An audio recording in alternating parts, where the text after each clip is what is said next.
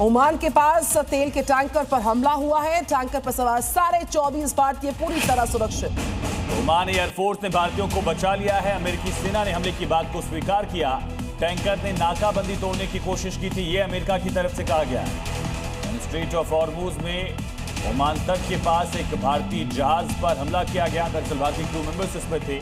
24 भारतीय crew members का rescue किया ओमान की सेना ने।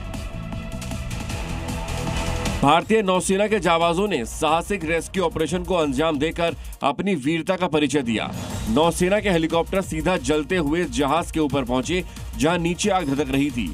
ऊपर तेज हवाएं थी और बीच में फंसी थी 24 जिंदगियां। नौसेना के जवानों ने हेलीकॉप्टर से रस्सियां नीचे उतारी और एक एक कर सभी नाविकों को हवा में उठाकर सुरक्षित बाहर निकाला। जहाज भारत के कारवां बंदरगाह से ओमान के दुकुम बंदरगाह की ओर जा रहा था। महाराष्ट्र के मनमाड से बड़ी खबर है। 80 लाख का चोरी का सामान बरामद किया गया। मनमाड रेलवे पुलिस का एक्शन। चोरी के मामले में 2 संदिग्धों को गिरफ्तार किया गया। ट्रेन में यात्रा कर रहे व्यापारी का बैग चोरी करके भाग गए थे। न सिर्फ चोरों को पकड़ा गया बल्कि इनके पास से चोरी का सामान, जिसकी कीमत लगभग 80 लाख बताई जा रही है, ये सामान भी बरामद किया गया। कैश आप देख रहे हैं, इसे रिकवर कर लिया गया है, कुछ जेवर भी।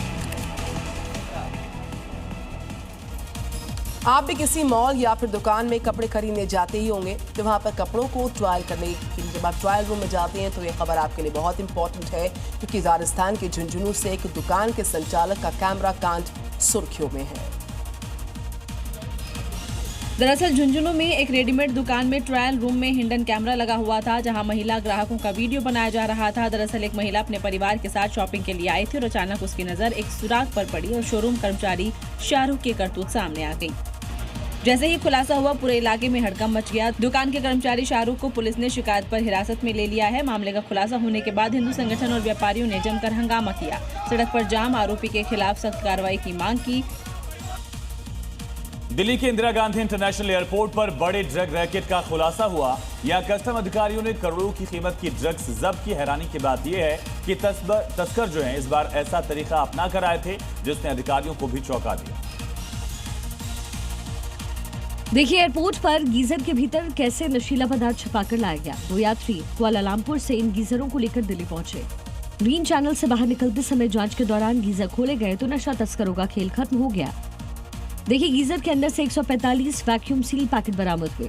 जांच के मुताबिक इन पैकेट्स में हाइड्रोपोनिक वीट पाया गया, जिसका वजन तकरीबन 15.38 किलोग्राम है और तकरीबन 5 करोड़ 38 लाख रुपए का है। और अब बात शहर हाईवे पर बेकाबू रफ्तार के कहर की होगी, जहां पर तेज रफ्तार में गाड़ी चलाना कार सवार को भारी पड़ा।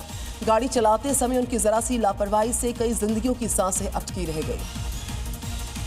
कर्नाटक और महाराष्ट्र में ही नहीं, चीन में भी बेकाबू रफ्तार का खौफनाक अंजाम देखने को मिला, जहां के हाईवे से सड़क हादसे की दिल दहला देने वाली तस्वीरें सामने आई हैं। सबसे पहले बात कर्नाटक के मैसूर की, जहां हाईवे पर अपनी लेन में चल रही एक तेज रफ्तार कार अचानक बेकाबू हो गई और सर्विस रोड के डिवाइडर से टकरा गई। वहीं महाराष्ट्र के नंदुरबार में तो एक लाल रंग की तेज रफ्तार कार बेकाबू होकर बिजली के खंभे से ऐसे टकराई कि कई बार पलटते हुए सड़क किनारे जा गिरी। कार में ड्राइवर को लोगों ने सुरक्षित बाहर निकाला। रफ्तार के साथ आगे आपको दिखाएंगे 5 बड़ी खबरें इस वक्त की। दुनिया की सबसे लंबी सिंगल ट्यूब सुरंग यानी जोजिला सुरंग का आज ब्रेक थ्रू समारोह है। केंद्रीय सड़क परिवहन और राजमार्ग मंत्री नितिन गडकरी सुरंग में ब्लास्ट कर दोनों सिरों को आपस में जोड़ेंगे। इस सुरंग के चालू होने की दिशा में इससे बड़ी सफलता माना जा रहा है। केंद्रीय गृह मंत्री अमित शाह आज दिल्ली के विज्ञान भवन में land port management system launch करने जा रहे हैं। इस नए डिजिटल सिस्टम से देश के जमीनी बॉर्डर्स पर सुरक्षा, व्यापार, यात्रियों की आवाजाही को हाईटेक रफ्तार मिल पाएगी। टीएमसी ने विधानसभा अध्यक्ष के फैसले के खिलाफ कलकत्ता हाईकोर्ट का दरवाजा खटखटाया। बागी नेता ऋतुव्रत बनर्जी को नेता प्रतिपक्ष की मान्यता दी गई थी। दरअसल जस्टिस कृष्णा राव 11 जून को याचिका पर सुनवाई करेंगे। खान सर और फैजल खान की अग्रिम जमानत याचिका पर कोर्ट आज सुनवाई के बाद फैसला सुना सकता है। जानकारी के अनुसार ज्ञान बिंदु के वकील ने इरादतन गोली चलाने की बात कहते हुए जमानत का विरोध किया।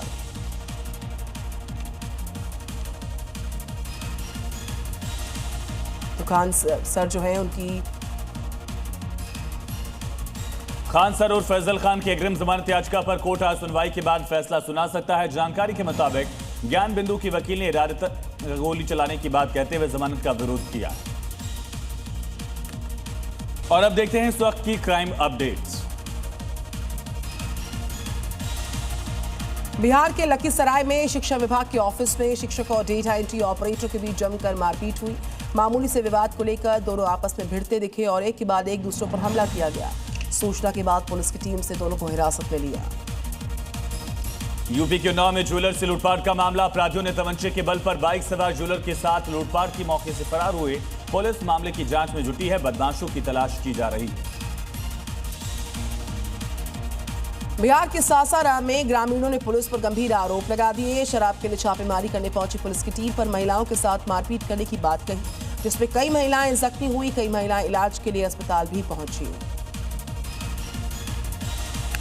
संभल में भारी मात्रा में नशीले पदार्थ की तस्करी का मामला सामने आया। पुलिस ने गाड़ी से 628 किलो से ज्यादा नशीला पदार्थ बरामद किया। ड्रम में छिपाकर इसकी तस्करी की जा रही थी। पुलिस ने 4 तस्करों को भी गिरफ्तार किया। बिहार के बगहा में ठगी का एक बड़ा मामला सामने आया, जहां पर एक गिरोह ने बैंक से लोन दिलाने के नाम पर कई गांव में महिलाओं के साथ ठगी की। पुलिस ने बैंक एजेंट समेत 3 लोगों को गिरफ्तार किया और गिरोह में शामिल अन्य लोगों की तलाश हो रही है।